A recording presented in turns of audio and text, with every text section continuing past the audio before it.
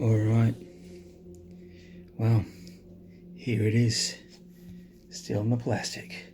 So let's undo the plastic. Dun dun dun dun. Dun dun dun dun. Exciting viewing. What was sensitive type things?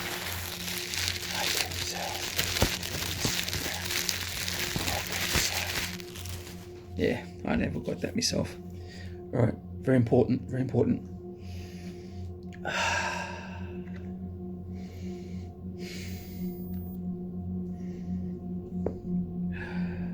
I know it's a bit of a cliche, but oh boy. Okay. Big. It's heavy. It looks pretty. Yeah.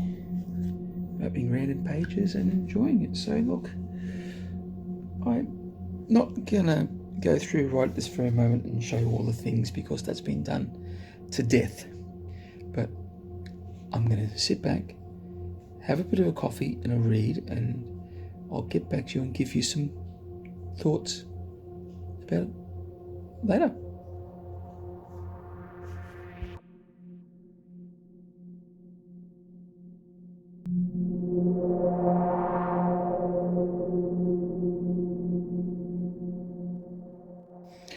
Okay, well, I'm now back and I've had a little read and a skim. I haven't perused it, I've skimmed a little bit of a skim. That is this beast, which is the Warhammer 40,000 Core Book. I will only be reviewing this in this video and not that, because I'm going to do that on a separate video. So yeah. Oh look, also this is just a pure book review. I am not going to do a rules analysis. I believe that's been done to death, and I haven't had a good look to sort of go on about that just yet. And I just think that we can talk about that maybe in another video. But yeah, this is not going to be done. So this is it. It's a pretty beast. I quite like the cover. There's a lot in the cover, there's a lot going on. It seems to be laden with lots of different metaphors, and you can tell different stories. We've got the space battle, we've got the land battle down here, the angelic look, and the hell scene over this side. So yeah, it's not a deep metaphor, but yeah, it's there, isn't it? Look, I'm going to talk also about this up here. Everybody has had their say about that, and look, a lot of people are saying that it's a mistake, but I really don't think it is. I think this was done intentionally, and why I say that is very shortly you'll see a picture of the Age of Sigmar. Yep, hopefully that's it right there, if I've done my post-editing right. Now look at that R. It's hanging over as well. I believe that's done on purpose. Two mistakes like that, in two books over time. Yeah, look, it's you would have thought they would have pulled up and said, well, let's not do the same one. I think it's a purpose. They're probably some idea that they're breaking out of and doing, marketing stuff. They're probably some consultant that got paid a shed load of dollars, said some nice sweet things, they went, oh, we like that. So not a mistake, guys. Where else? I'm sorry, I'm just looking at my notes. Look, I think it's great. Now, as there are 3 sections. There is the hobby section, the lore section, the rules section. So, and yeah, look, the hobby section is only 15 pages. The lore is about 175. The rules, it's the biggest. There's about 280 pages in there. Yeah, it's easy to get the sections. And what I do like, can you see that up here? You see, can you see how it's all, there's different, it really doesn't pick up too much, but there are different spaces along here from where they've done their edging. Now that correlates with different subsections. So once you've got used to the book and you want to look at something, you go, oh look, I think the rules are around here. So, oh no, that's talking about how I go. But you know, I think, there you go, there's the rules. So I was a bit off. So that'd be for a great quick reference. I really love this idea. I think that is fantastic. Look, the hobby section is probably, if it was a proper book, it'd be an intro. And it's basically tells you about the hobby and a bit of lore and how you can get in and do stuff and what you can do. So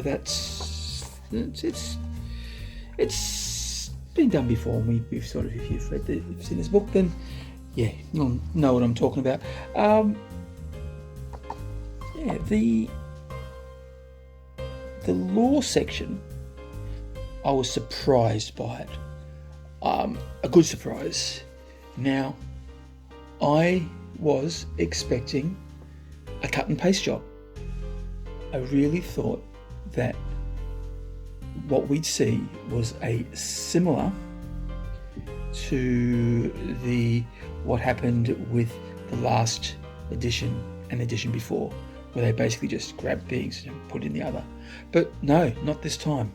I spent a lot of time looking for it and going through lots of sections, and no. So let's have a little look. Almost a rewrite. To be honest, I don't know if this stuff has been rewritten elsewhere and they've cut and pasted from that. I don't know, but if you compare this with this, it might as well be a new book. So I've got lots of more reading to do, which really excites me. The pictures, I think I've seen most of the pictures before. There are some new ones, especially the artwork. I've seen it, especially the orc side. There's only one new orc thing in this book that isn't in the other, and that's because it's the new stuff. Look, I'll talk about the orcs later.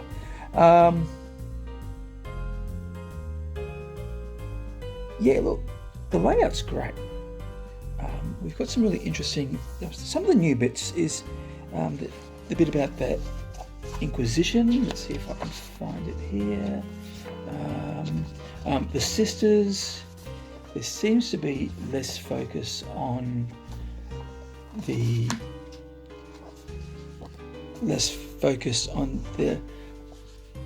Space Marines factions, and more about the different types of stuff in all the different branches of the Imperium, which is good. The lore is fantastic, and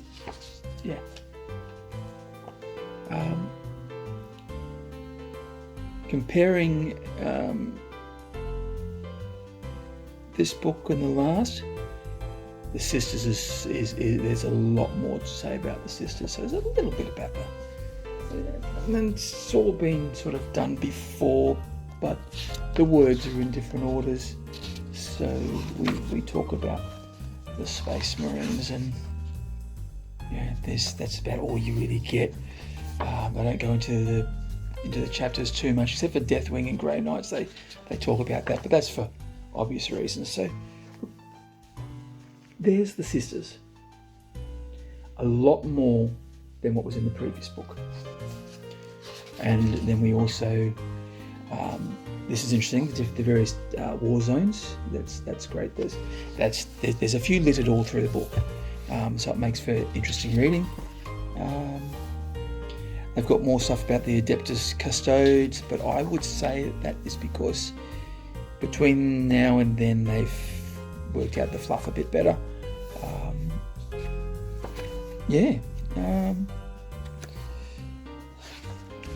Good stuff. There's some the pictures, especially with the photos. I think we've seen a lot of that stuff before. I'm really enjoying the artwork. I think that's great. It is a bit of most of this stuff focuses on the conflict between the Chaos and the Imperium, or especially Chaos Space Marines. But there's a little bit of about. So there's that. There's a little bit about Xenos. So let's have a look here. Watch this. So that's the thickness of Xenos, and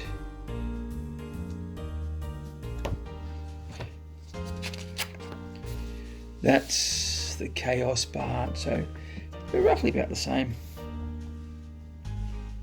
But let's have a look at. So where we see, and there's the Imperium. So yeah. One could argue that there's more in the Imperium than Chaos or Xenos. Whether that's a fair assumption, I don't know.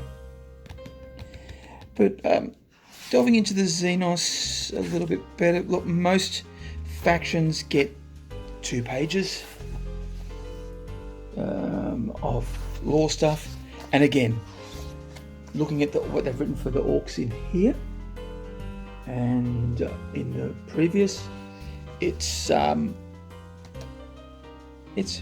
rewritten. So that's I'm very appreciative of that. Look, the only faction that gets more than 2 pages would be our little pointy-eared friends, but that's probably because they've got, there's a couple of different codexes, so we got the Jakari, and then there's the single page for the Harlequins and the Yanari. So it is what it is. I'm not going to worry about that, but there's some great pictures. Now here's the. Now this is obviously depicting the Saga of the Beast. It's a double page, which is quite good, but the only thing that I don't like about the double page is the slot down the middle, but that's just a person, but it's really pretty. Pretty's not the right word, it's stunning. Battle scene there, but I'm sure we've seen this before. So there was old Gazzy there and fighting Raggy. Raggy and Gazzy there doing their thing. Nice focus on the Goths there.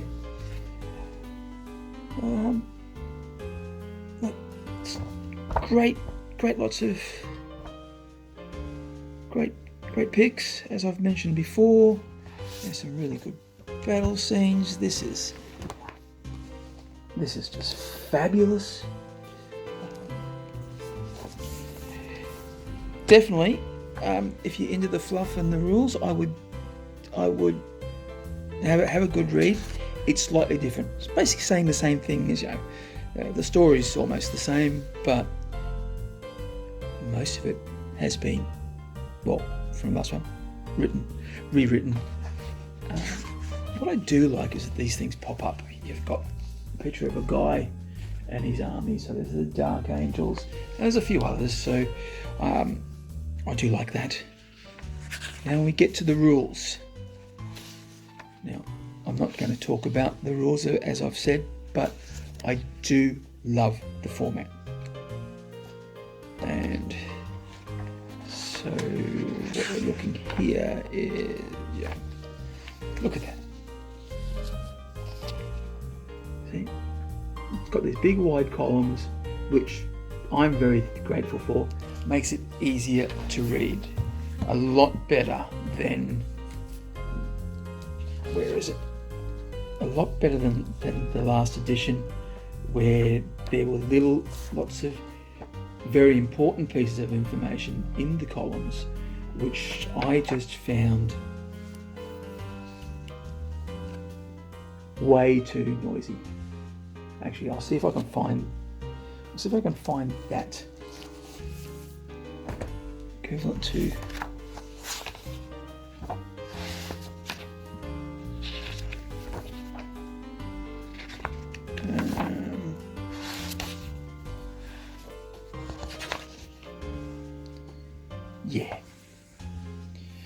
So we've got, that versus that. So, liking it already. Easy to read. So say something about the rules. The bullet points are a great addition as well. That makes understanding the rules a little bit better. And just the breakup between the rules and pictures, like they've got here, does make it for easier reading and hopefully comprehension. It's great. Another fantastic thing I do like about it, and I'm not going to go into too much, is the glossary of terms. And we've got the rules glossary of terms. So, and that's, as a person who's worked in libraries and hang out in a lot of libraries, that's a great thing. It's can be good to help you work out things, because sometimes the words are a bit similar to last, so there might be slight variations in some of those terms, and to me that is a good thing. So that's basically it. Now what do I think? Overall, this is a good looking beast. It's going to be a great addition to your library, especially you can put it back there in the bookshelf. Well, don't put yours on my bookshelf, put yours in your bookshelf. And it'll also make for a very good coffee table book. And while you're sort of working out the new rules, you'll be flicking from it from time to time. Is it worth it? Well, look, I can only go by the Australian experience. It is $110 GW price. Now, there are stores out there that, especially a friendly local gaming store, you might get it a bit cheaper. I got mine from Emerald Hobbies online, and that was 20% off. Even with the postage, it was cheaper. So I got it for $88 plus $5 postage, so just over $90. You might think, oh, $90 is a lot. Now, in 1996, I bought a biology textbook for about $90. So make that as you will. Yeah, it's a price, and books are expensive, especially here in Australia. Yeah, look, if you get this, which I'm not going to talk about, which I will talk about later, you won't need to take this whopping thing to games, because there's rules in there, which is great. But I'm going to so there's a lot of people say, look at that, look at the difference, and say, look, it's a little bit, it's bigger. So it is, yes, it is bigger, it is bulkier, but did we forget about 6?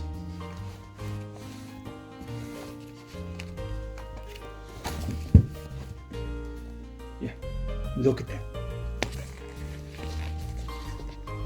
Now, that was a beast to carry around.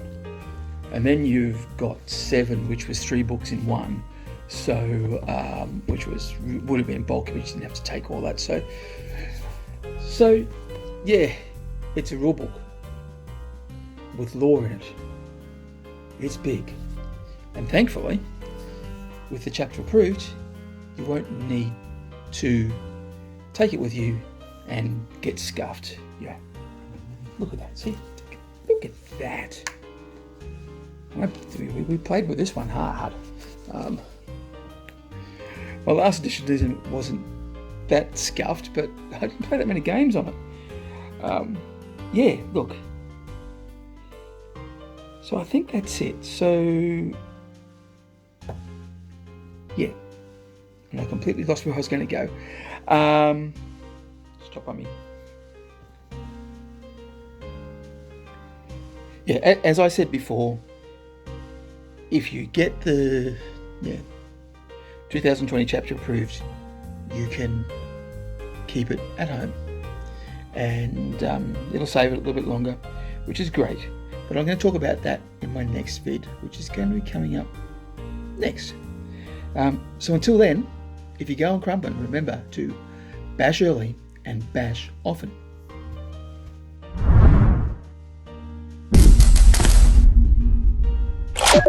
I hope you enjoyed that. You can show your appreciation by liking, sharing and subscribing. And you can also press that notification button so you don't miss out on my future videos. A big thank you to my Patreon members for helping me out financially. If you would like to become a Patreon member, please head over to the Patreon page. There is a link below, and make a donation. It would be muchly appreciated.